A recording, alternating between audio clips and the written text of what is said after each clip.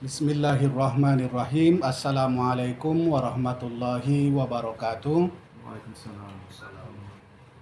Alhamdulillah wassalatu wassalamu ala Rasulillah wa man la nabiyya ba'da.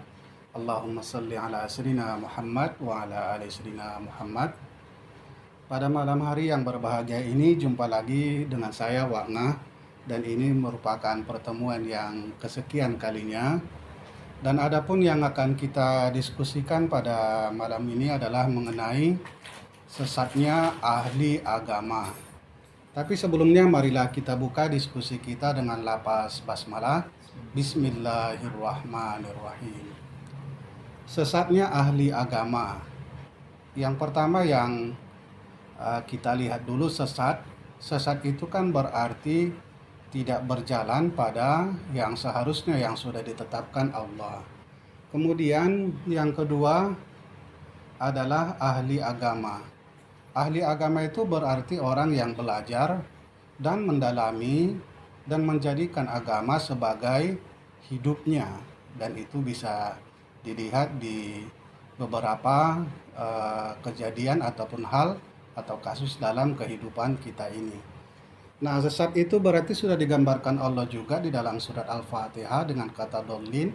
Semuanya manusia itu adalah dalam keadaan sesat, maka orang belajar agama. Lantas kenapa orang yang ahli agama dikatakan sesat? Yuk kita diskusikan sama-sama. Fakta yang pertama yang sering kita lihat adalah mengenai firman Allah dalam surat Al-Fatihah yang terdiri dari 7 ayat. Di ayat yang ke-7 Allah sebutkan Siratal ladzina an'amta 'alaihim ghairil maghdubi 'alaihim waladdallin. Bahwasanya di sini posisi umumnya manusia itu adalah sesat.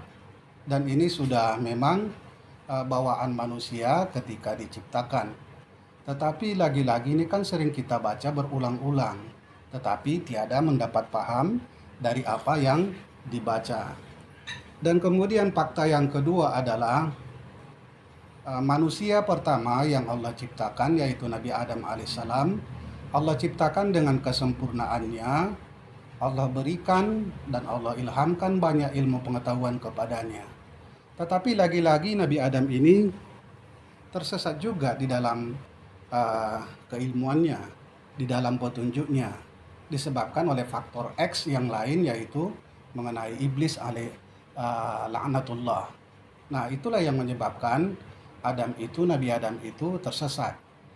Dan kemudian fakta yang ketiga adalah begitu banyaknya orang yang belajar agama dan menjadikan agama sebagai pedoman hidupnya, tetapi lagi-lagi ketika dia belajar agama, maka dia merasa timbul beberapa hal di sini. Yang pertama adalah merasa dirinya yang paling benar, merasa dirinya yang paling baik, merasa dirinya yang paling suci, merasa dirinya adalah segala-galanya.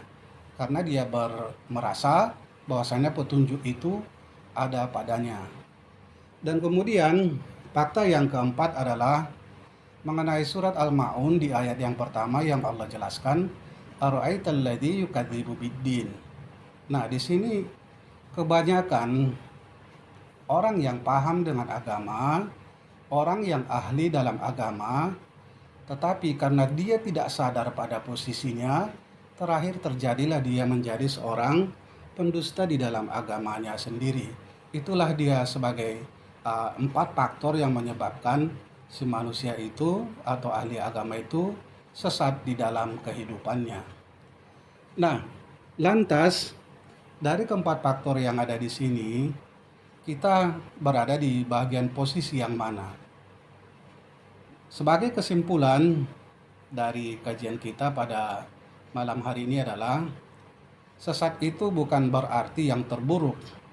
Sesat itu berarti di awalnya dia sudah mendapat petunjuk, tetapi dia tidak sadar tentang petunjuk yang sudah diberikan Allah kepadanya. Kemudian yang kedua, ketika si manusia itu belajar agama, asyik dan menjadikan agamanya sebagai pedomannya, timbul beberapa hal dari apa yang dipelajarinya. Yang pertama itu tadi merasa diri yang lebih baik, menjadikan agama yang dipelajarinya sebagai pedoman untuk menghukumi segala sesuatu, tetapi tiada paham dengan makna yang tersirat atau hakikat dari apa yang dipelajarinya. Nah, itulah ya yang menjadi diskusi kita.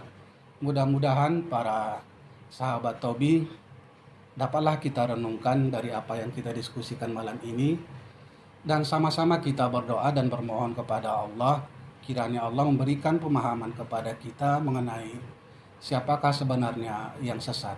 Kenapa ahli agama itu dinamakan sesat.